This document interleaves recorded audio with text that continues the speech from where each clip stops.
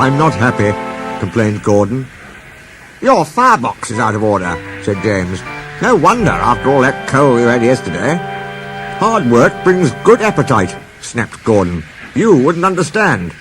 I know, put in Duck brightly. It's boiler ache. I warned you about that standpipe on the other railway, but you drank gallons. It's not boiler ache, protested Gordon. It's... Of course it is, said Henry. That water's bad. It furs up your tubes. Your boiler must be full of sludge. Have a good wash out. Then you'll feel a different engine. Don't be vulgar, said Gordon huffily. Gordon backed down on his train, hissing mournfully. Cheer up, Gordon, said the Fat Controller. I can't, sir. The others say I've got boiler ache, but I haven't, sir. I keep thinking about the dreadful state of the world, sir. Is it true, sir, what the diesels say? What do they say? They boast that they've abolished steam, sir.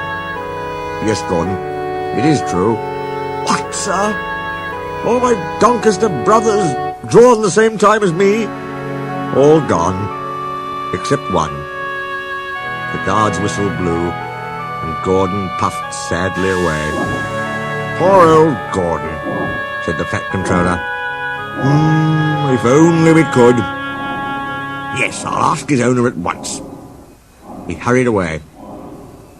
Arrangements took time, but one evening Gordon's driver ran back excited. Wake up, Gordon! The Fat Controller's given you a surprise. Look! Gordon could hardly believe it.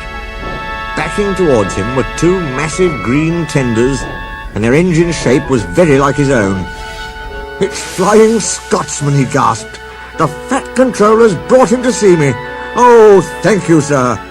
Gordon's toot of joy was drowned by Flying Scotsman's as he drew happily alongside. Next day, the two engines were photographed side by side. You've changed a lot, smiled Flying Scotsman. I had a rebuild at Crewe. They didn't do a proper Doncaster job, of course, but it serves. I had a rebuild, too, and looked hideous. But my owner said I was an extra special engine and made them give me back my proper shape. Is that why you have two tenders, being special? No, you'd hardly believe it, Gordon, but over there, there's hardly any coal and water. But surely every proper railway... Exactly. You are lucky, Gordon, to have a controller who knows how to run railways. Everyone got on well with Flying Scotsman, except Henry. Henry was jealous. Tenders are marks of distinction, he complained. Everybody knows that. Why has he got two?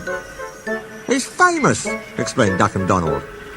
He was the second to go 100 miles an hour. Besides, the other railway has no coal and water.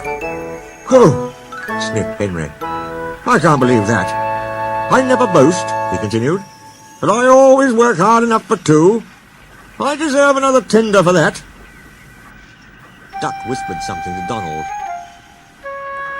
Henry, asked Duck innocently, would you like my tenders? Yours? Exclaimed Henry. What have you got to do with tenders? All right, said Duck. The deal's off. Would you like 'em, Donald? I wouldn't deprive you of the honour. It is a great honour, said Duck thoughtfully. But I'm only a tank engine, so I don't really understand tenders. Perhaps James might... sorry I was rude, said Henry hastily. How many tenders have you, and when could I have them? 6. And you can have them this evening. 6 lovely tenders, chortled Henry. What a splendid sight I'll be. That'll show the others the sort of engine I am. Henry was excited. Do you think it'll be all right? He asked for the umpteenth time. Of course, said Duck. Just go where I told you, and they'll be ready. Meanwhile, word had gone round, and the others waited where they could get a good view. Henry was cheered to the echo when he came, but it wasn't a splendid sight. He had 6 tenders, true, but they were very old and very dirty. All were filled with boiler sludge. Had a good wash out, Henry? Called a voice. That's right. You feel a different engine now. Henry wasn't sure, but he thought the voice was Gordon's.